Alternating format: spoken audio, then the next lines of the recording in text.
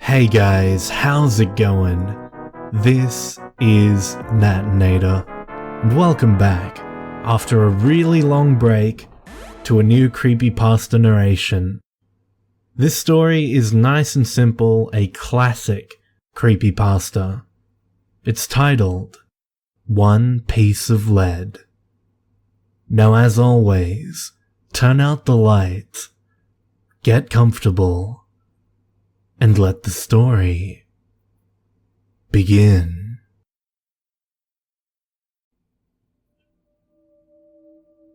With seconds left to live, my life flashes before my eyes.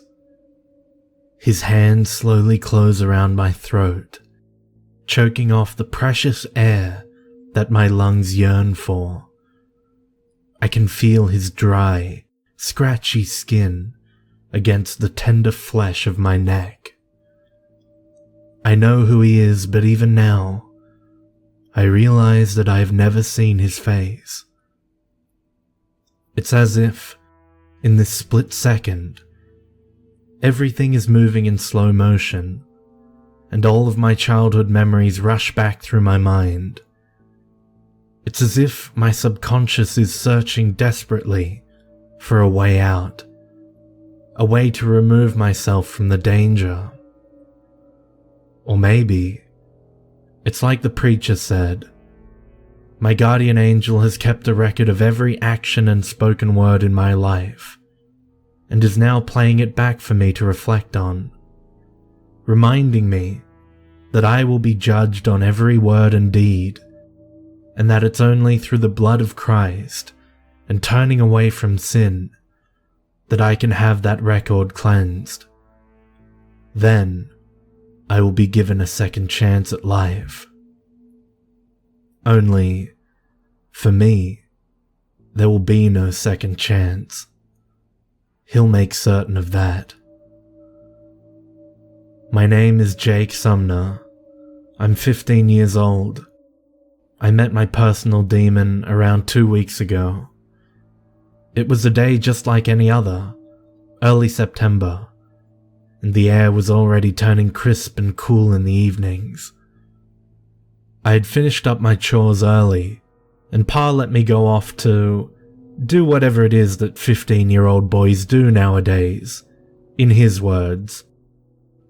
Fact is, I didn't know what 15-year-old boys did on late summer evenings when they had no friends.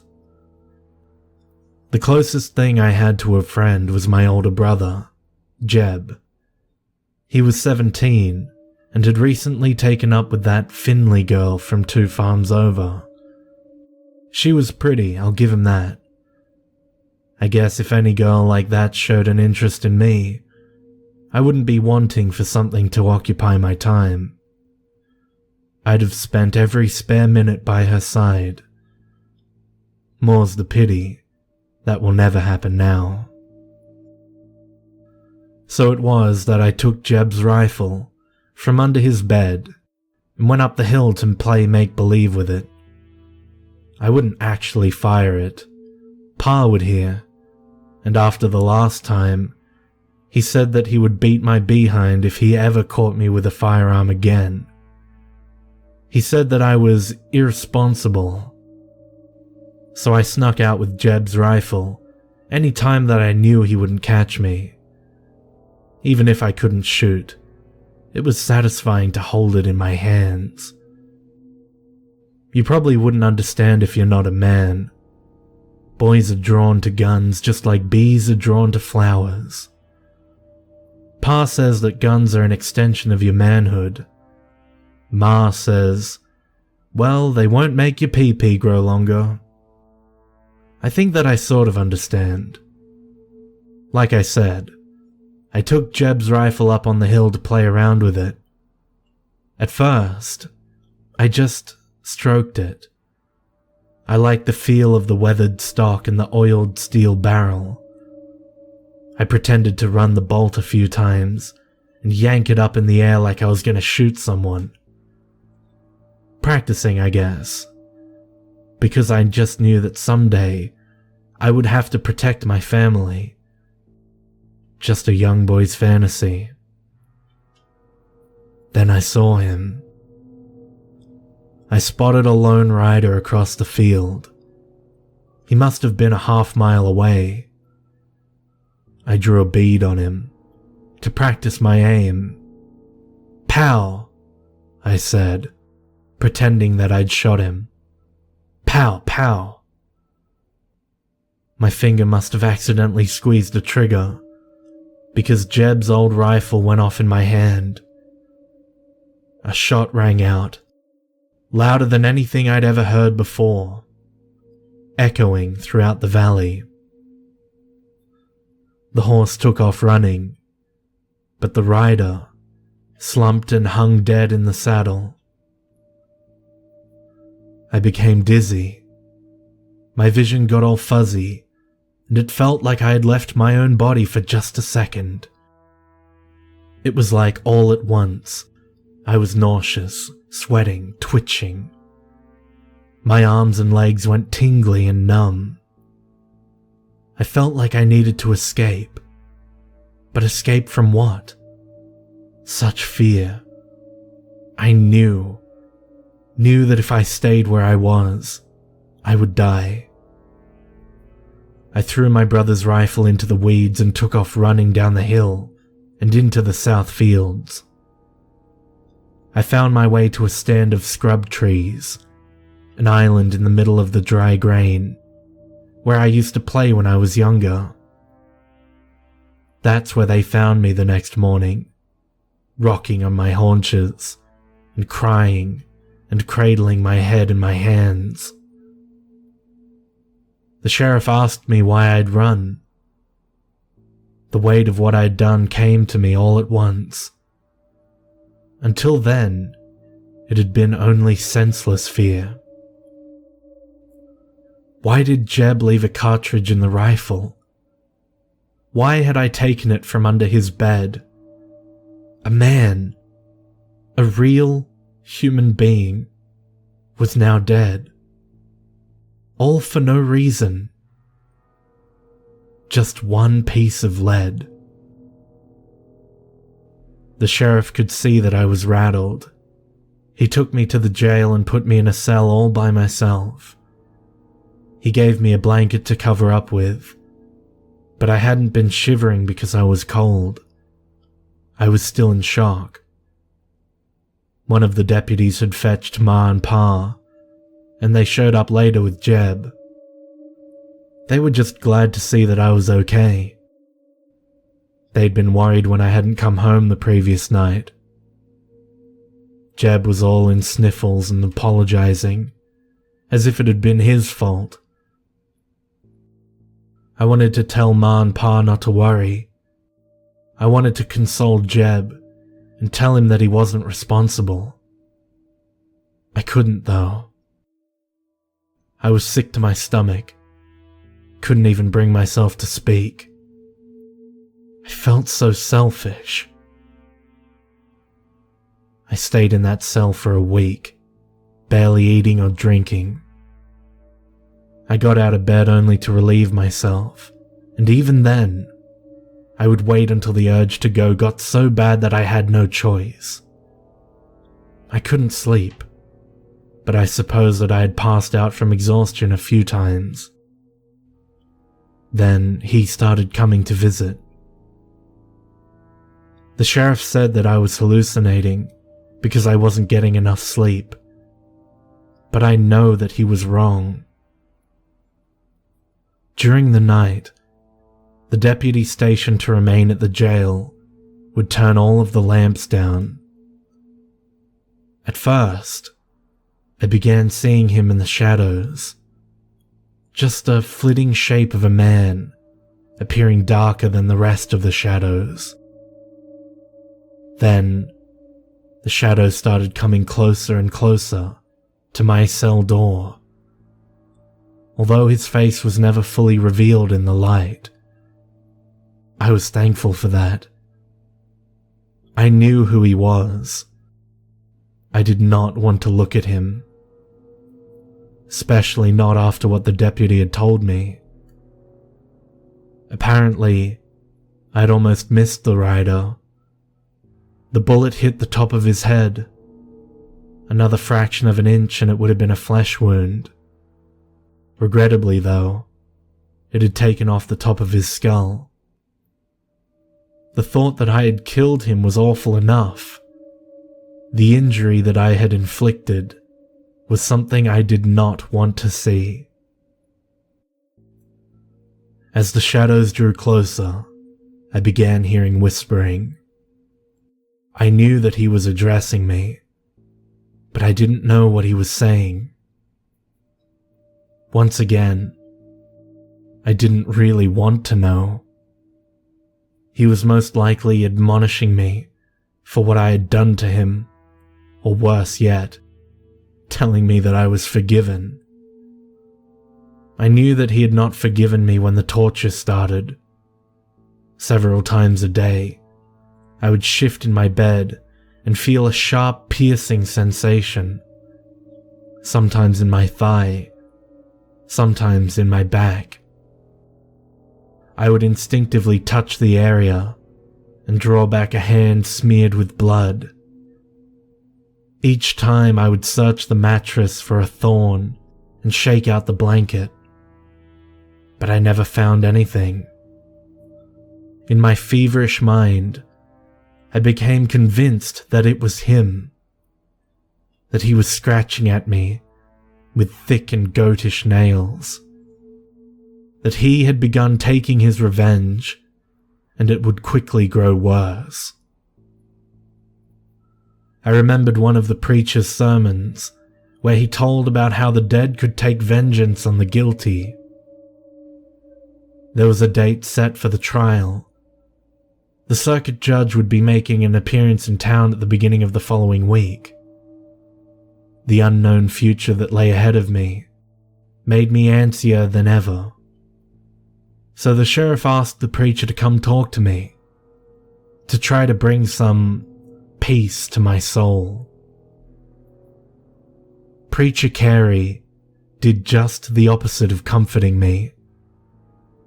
When I spoke of the stabbing, scratching, and blood, he confirmed that it could indeed be the spirit of the dead man taking his revenge upon me. He said that there were 4 physical signs of possession: pricking, headaches, paralysis, and finally, strangulation. I expressed my conviction that the pricking of my skin, along with my visions in the shadows, established the fact that I was, to be sure, experiencing a haunting. When I asked what I could do to relieve my suffering, the preacher quoted the Bible.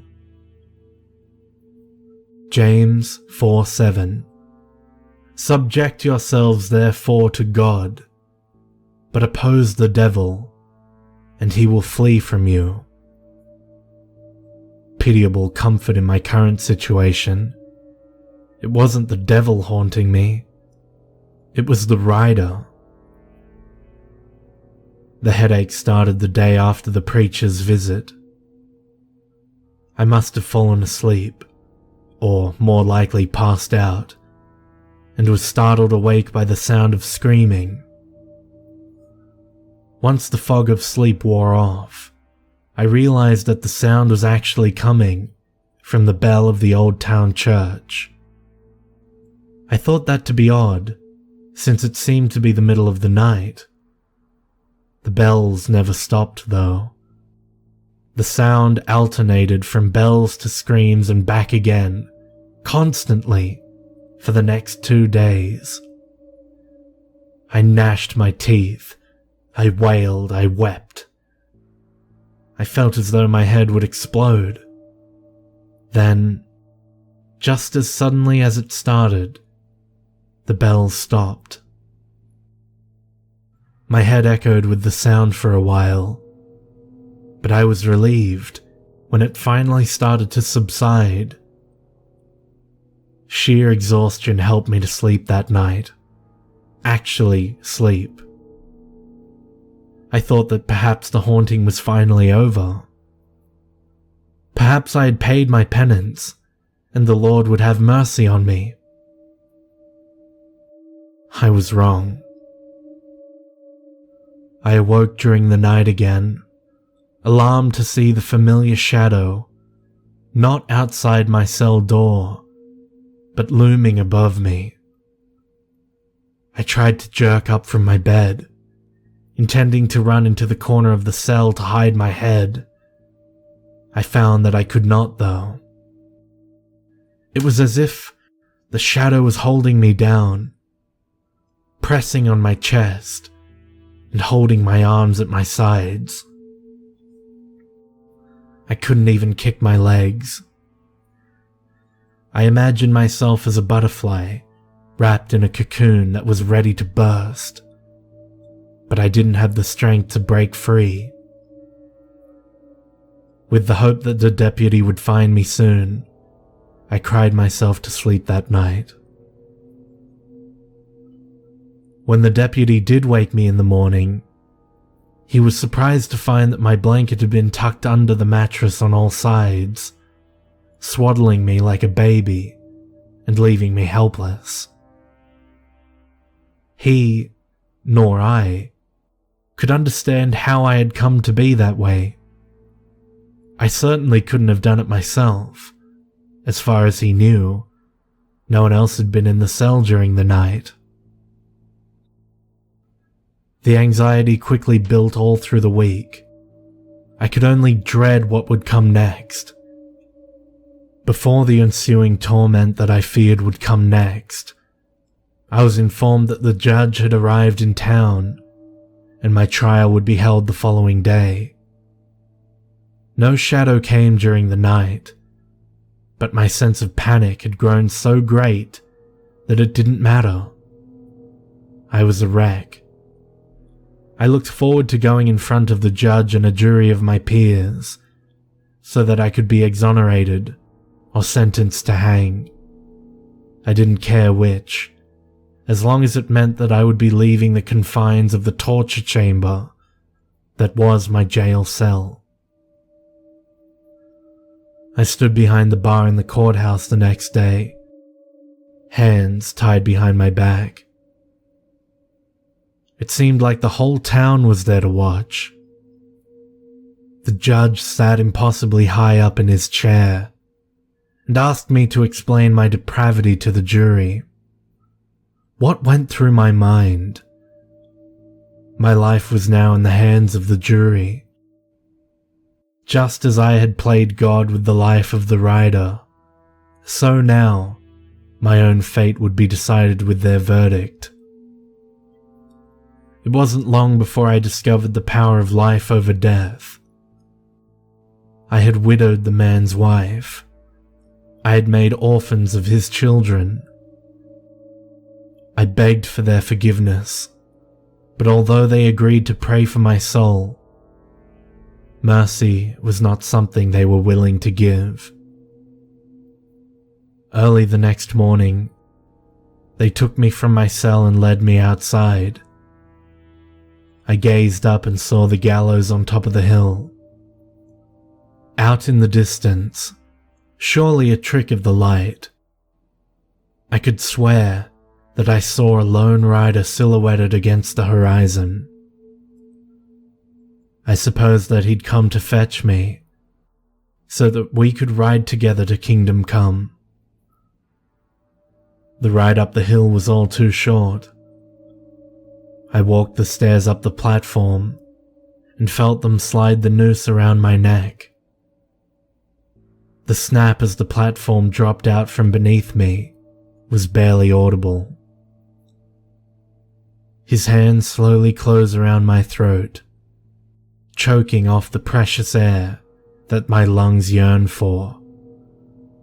I can feel his dry, scratchy skin against the tender flesh of my neck. I know who he is, but even now, I realize that I have never seen his face.